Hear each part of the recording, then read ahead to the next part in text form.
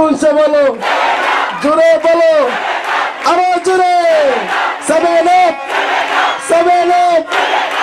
আজকে আমরা 3টা গোল সুইজারল্যান্ডে দেই নাই, মূলত ব্রাজিলে দিয়েছি 3টা গোল। সেমিফাইনালে আরো ভালো খেলা উপহার দিবে লিও মেসি এবং তার দল যেইভাবে খেলে, যেই আকারে খেলে, পাসিং করে, খুবই সুন্দর। লিও মেসি জাদুঘরের থেকেও জাদুঘর। যে পরবর্তী প্রজন্মে আমরা নেক্সটে এগিয়ে যাব এবং আমরা কাপ নেব ইনশাআল্লাহ। অসাধারণ ছিল। আর্জেন্টিনা মানে কাউন্টার অ্যাটাক এবং গোল। আর আমরা ব্রাজিলের মতো সাপোর্ট করি না, ব্রাজিলের ফাউল মানে টাচের লোকে পড়ে যায়।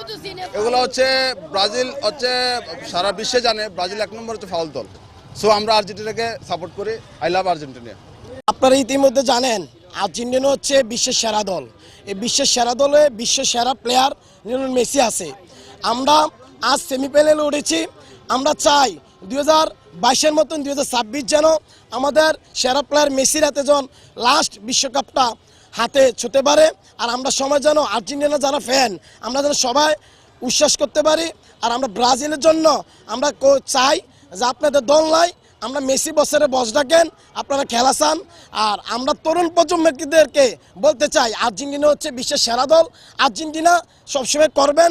আপনারা অনেক ব্রাজিলের অভিভাবকেরা জোর করে এখন তরুণ প্রজন্মদেরকে ব্রাজিলে নিয়ে যাচ্ছে, কিন্তু সেরা দল তো আর্জেন্টিনা। জি, দারুণ অনুভূতি। প্রথমে তো খুবই টেনশনে ছিলাম, তারপরেও আলহামদুলিল্লাহ আর্জেন্টিনা জিতলো। আমরা খুবই আনন্দিত, খুবই খুশি। আমি আমার ছেলে একসাথে খেলা দেখেছি, খুবই খুশি আমরা। স্পেশালি আলভারেসের গোলটা সবচেয়ে ভালো লাগছে। আর যখন লাস্টলি মার্টিনেস যখন গোলটা দিচ্ছে তখন আমি সাথে সাথে বাসা থেকে বের হয়ে সব জায়গায় হাঁটছি, তারপরে বাইরে হয়েছি। সম্পর্কে আমরা আগে ধারণা ছিলাম যে আমাদের মেসি যে সময় আছে, মেসি থাকতে আমাদের কোনো টেনশনই নাই। ম্যাচের আগের থেকে আমরা ধারণা আছে আমরা ফাইনাল খেলবো, আমরা ফাইনালে যাব। ফাইনালে আমরা স্পেনের সাথে দেখাবো ইনশাল্লাহ।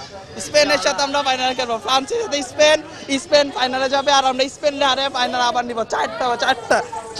চারটা ভামোস।